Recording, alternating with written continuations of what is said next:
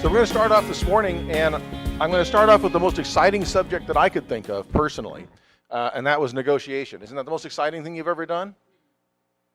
Not really. Okay. Only when you win. That's right. So the question is, how do we win?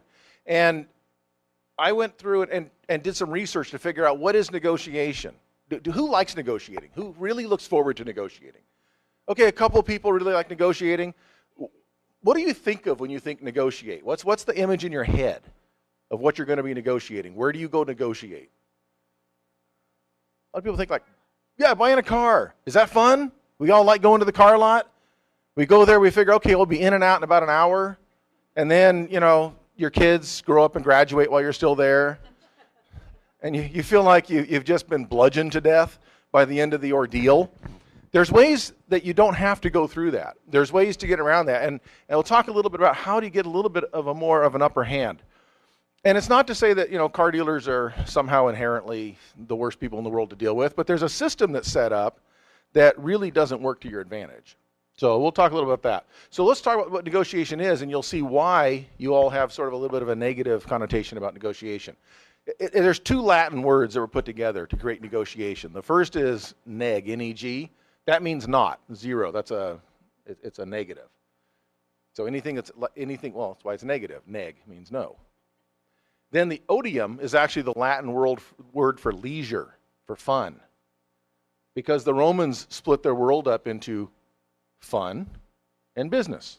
And they were mutually exclusive to them.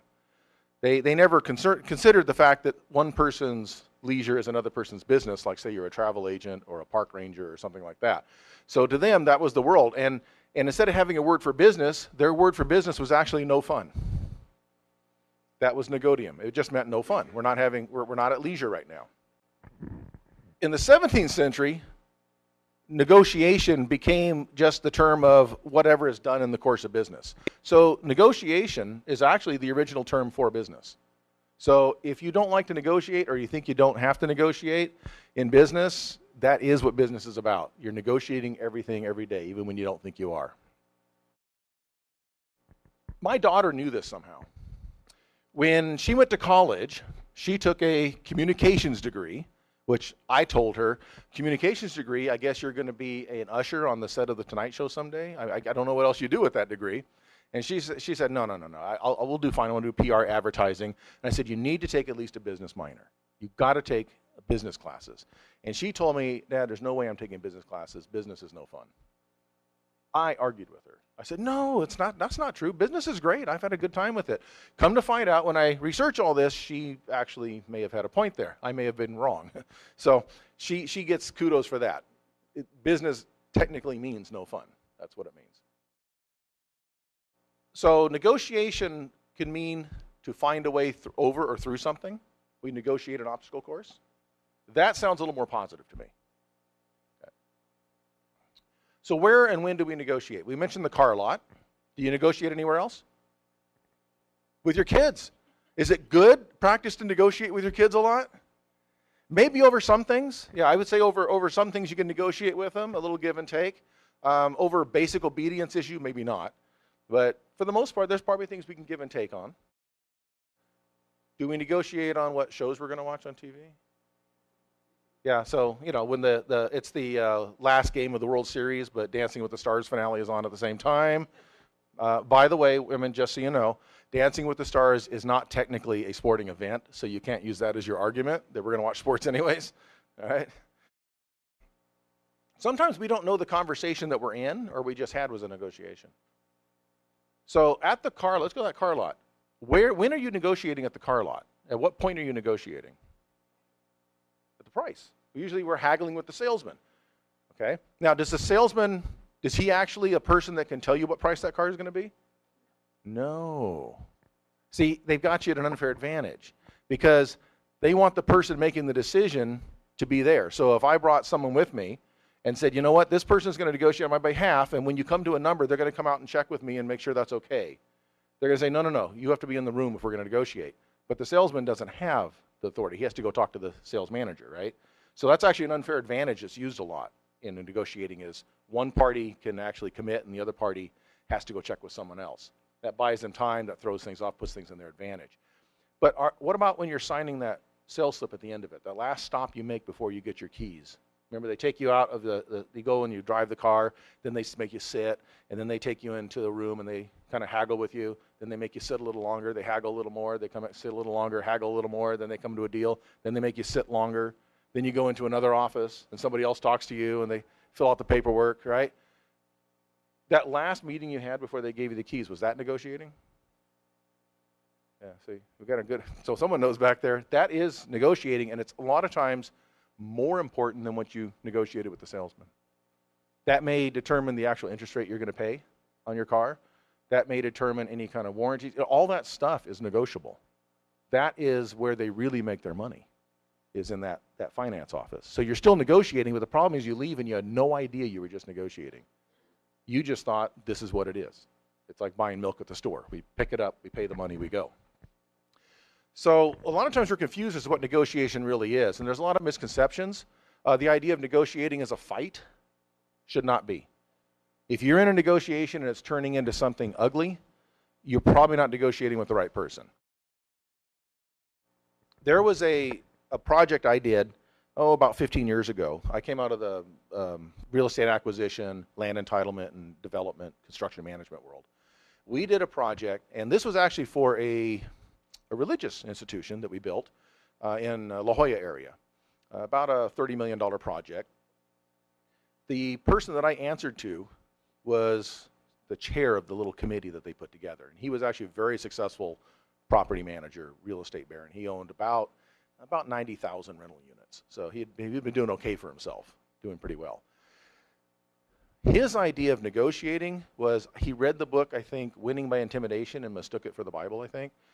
He thought that was just the rules of life. And his rule was to read people and figure out where their buttons were and then intimidate them, get them off their game, upset them. It gave him a huge advantage. He did try that with me. I was actually the construction manager on the job. I was the representative for him.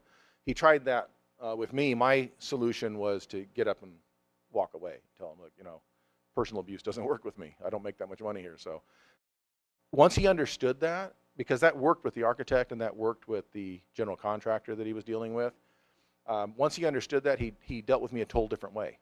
He knew that at that point, all he had to do was just talk to me and ask me to do things, and I would give him the time to do it. He's the client, not a problem. He realized that that wasn't going to make me do more for him. It actually was going to do the opposite. I basically shut him down and said, I got other projects to work on. I'll call you when you want to be civil. Once he understood that, he had a different way of dealing with me that was more effective. It wasn't personal.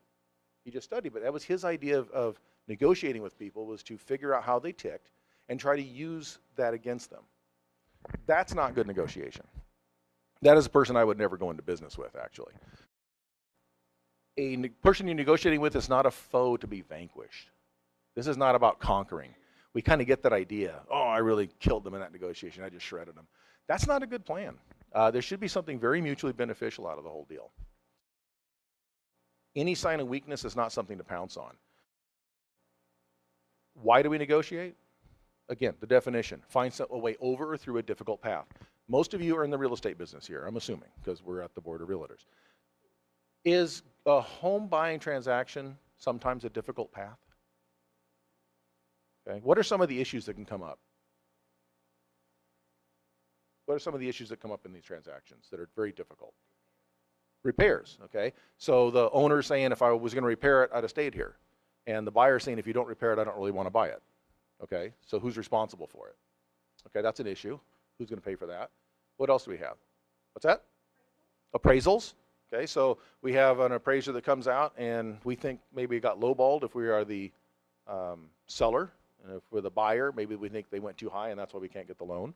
And it's really kind of difficult to talk. We can't even find the appraiser to talk to him. Okay, what? Closing cost. Who's paying for all those costs that add on to the purchase of the project, all the escrow and the title and all that type of stuff? That's a big negotiating point. I bought and sold, I don't know how much real estate when I was doing land acquisition. I bought it for myself. I bought it for a major home builder. I represented clients in land acquisition for large commercial projects. there were things that I found that were non-negotiable that other people didn't really consider. So price was something I could work with pretty easily. I found I could give a lot of times sellers their price if they would give me other things in return that were more important to me. One thing for the kind of projects I was doing is I didn't negotiate on my title. I had the title people I wanted because there was a lot of, I was doing raw land, entitling raw land and then selling it to home builders. There's a lot of things that can go wrong there, and title's a big issue. So if they wanted to use their title person because that's the person that took them fishing or whatever, that wasn't going to work for me. I needed title people I knew I could trust that would clean up issues. So to me, that was a non-negotiable. Price I could work with, how long it was. So you have to find what you can negotiate, what you can't. Negotiation is a collaborative approach. We work together. Everybody works together to get something done. And it involves an agreement to find a solution. That's all we're trying to do. All right. So what about the other party? You're going to be negotiating, and you learn about this kind of stuff and say, okay, I see what negotiation is and how to work it, but the other party doesn't know. They still think negotiation's a fight. So what do we do about that? How do we help them? Because if you try to explain it to them, they're going to think they probably don't trust you very much. So how do we deal with that? Well, it's very simple. When my book comes out, you have them buy it, and that's going to be out in a few weeks. But that's one benefit. The other is, just talk with them. Just talk with them and say, listen, set it up front. This is the environment we're going to do this in. We're going to find a solution. We're going to work together. I don't want you leaving here unhappy. I don't want to leave here unhappy. The old definition of a good negotiation means both parties are equally unhappy is not a good goal. Not a good goal. So we're going to everyone wins, and we're going to talk about how to go through this process and how we're going to get to that point. So my background in negotiating, well, let's see. What are the things you can negotiate besides cars? I've negotiated salaries before. Anybody here have to negotiate a salary at a job? Okay. How did that go? Who had the upper hand on that deal? Probably the employer, in most cases, right? Especially your initial salary negotiation, because you don't know what they're willing to pay. Once you've been there and you're negotiating for pay increases, they'll usually give you something like, well, the policy is we give about a 3 to 4% increase per year, depending how your evaluation went. That evaluation where they talk to you once a year about how you've done all year, but it's based on what you did the last 2 weeks, right? Okay. So I had a way around that too, once you figure out the system. So I negotiated salaries for myself when I was working for large firms. One thing I did, we billed by the hour at that firm, different clients. So I kept a very careful tracking of who I'd worked for and my budgeted billable hours. And when I could come in with billable hours that were well in excess of what my budget was, I could still tell them, you have the money because I gave it to you. Remember, I worked extra hours and you billed and the client already paid it. Number two, I brought work into the firm. I brought in clients that were worth millions, tens of millions of dollars. There again, I could say, I know you've got the money because I gave it to you. I went out and got it for you. I just want a little piece back. That's hard to argue with that. Very difficult to argue. So that's one way you can do that, is give yourself a leg up. Volunteer organizations, you negotiate with volunteers? Yeah, you have to, because you're not paying them. Volunteers don't have to do anything. They can just leave you in a lurch, right? So you have to negotiate with them. What's in it for them? I negotiate higher education. I have students trying to negotiate with me all the time. I teach at a college. I teach at an architecture school. I teach construction management. I have students all the time trying to negotiate with me for attendance. Oh, you don't understand. This came up. Negotiate for grades. Negotiate why they should have, be allowed to take the exam at home instead of in the class. I get all kinds of crazy stuff that goes on there. And sometimes I can work with them, and sometimes I can't. There's some things I can't do. All right. So let's look at some, what is the basis of negotiating. So the system I came up with was strong negotiating, S-T-R-O-N-G. And we'll walk through real quick, real briefly what that is. I don't want to keep you all day. We got a big schedule going ahead. So the strong just means, first, it's got to be specific. Whatever you're negotiating, stay specific. Secondly, you got to have to develop trust. That's the T. Got to develop trust between each other. If there is no trust, you don't want to move forward with it. R is be respectful. They respect their time, respect who they are, be respectful in the process. O is keep an overall perspective, that 30,000-foot elevation view. Keep the main thing the main thing. N is know what's negotiable and what's non-negotiable. Not everything is negotiable, and you need to know what it is. And what you think is negotiable may not be negotiable for the other party. And then the G is be giving, or go second. Let them go first. So real quick. So specific. What are you negotiating? Do your homework. I have a trick question I give to every student in every class I teach, and that is, what is the first step in blank? If I'm teaching estimating, what's the first step in estimating? If I'm teaching scheduling, what's the first step in scheduling? If I'm teaching contract management, what's the first step in putting together a contract? Whatever subject I'm going through, it's what is the first step in? And the answer always is, read everything and thoroughly familiarize yourself with the project. That you got to do your homework. Have to do your homework and know what you're in for. Make a list of what needs to be negotiated. You don't want to go in blind and just say, well, we'll see what the issues are when we get there. You're not going to be prepared. So do your homework, know what's negotiable, and know ahead of time what you can and cannot do. If you're representing somebody else, know what they will allow and what they will not. Have that meeting ahead of time. If you have parameters like once it gets over a certain price, you're done, because that's all you're approved for in your loan, well, you need to know that.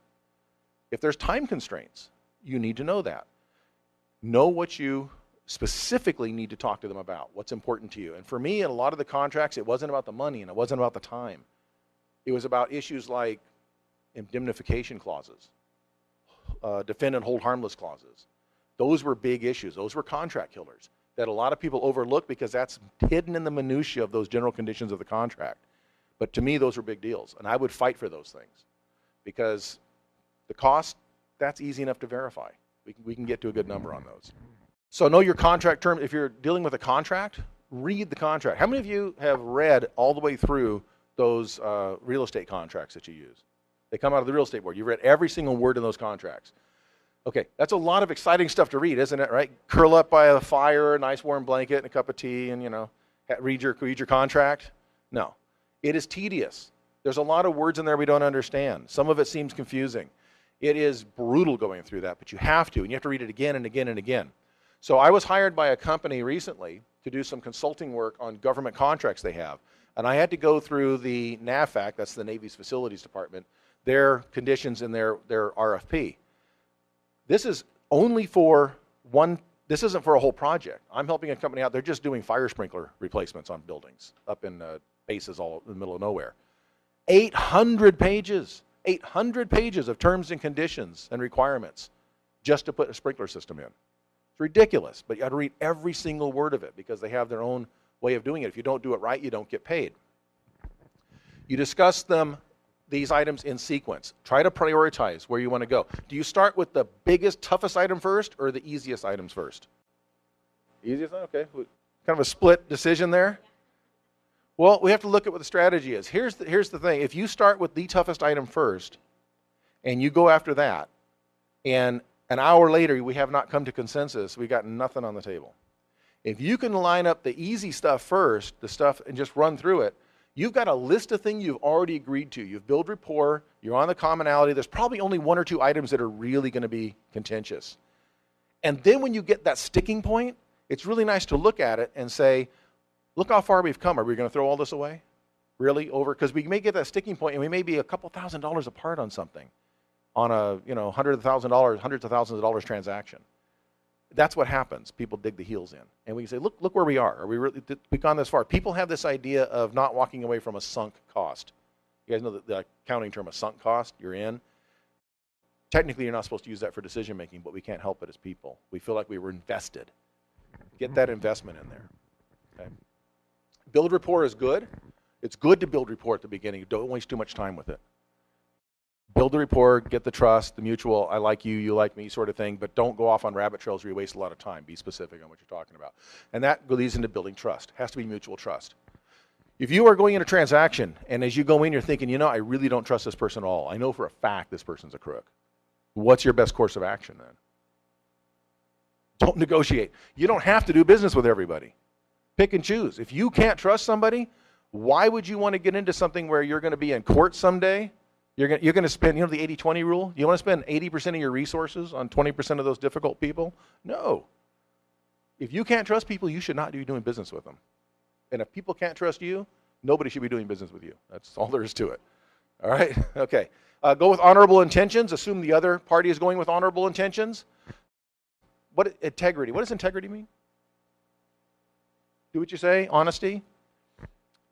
Yeah, when we were specifying materials, that anything with integrity had to do with what it was like all the way through. So, for example, we had a PVC fencing I put in on a property when I lived out here in Temecula. I got integral UV protection, which means that UV protection was all the way through the plastic. It wasn't a coating on the outside. It wasn't a surface. The entire material, so if it got scratched or bent or whatever, it would still be protected. Integral means the quality of it all the way through. We talk about structural integrity in items. So that means you're the same on the outside as you are on the inside. Okay, so no shadiness, what I call snakiness. That's not really a word, but I kind of made that up. You guys, you know what that is. All right. Transparency. Be respectful, courteous of their time. We don't want to be there all day. Be courteous. That's part of preparation. Be well prepared when you get there. Stick to relevant topics. No rabbit trails. Listen a lot. Did you know that you will get a lot more out of a negotiation if you listen a lot more than you talk? Absolutely. You will hear things. Let them talk. And if they decide to go down kind of a path, that's fine. Let them talk a little bit. You'll learn things. Learn things that work to your advantage. Keep the overall perspective, big picture. We get caught in the little minutia. We get caught in getting offended by something that somebody said. Big picture. Ask yourself if you're getting into it, is this the hill you're going to die on? No. Okay? So it's not about who is right. It's about what is right for everybody. And then know what's negotiable and non-negotiable. Some things are non-negotiable. They just aren't. I had an owner at one time try to negotiate with me to remove hazardous materials in a way that was not legal because it would save them money. That's non-negotiable to me because honestly, that owner did not pay me enough to go to prison. So non-negotiable. Know what's willing and able. Sometimes we think something may be negotiable to somebody and it's not negotiable to them. Maybe because of their belief systems, their values, that we don't know.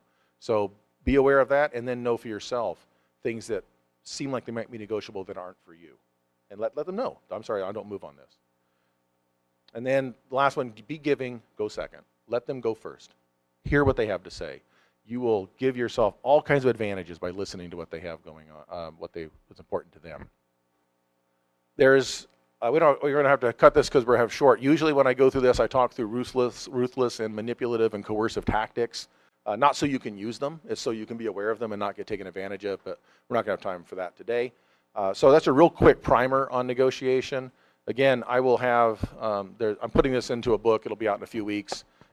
So you can find Marie's book and you'll find mine pretty quick too on that.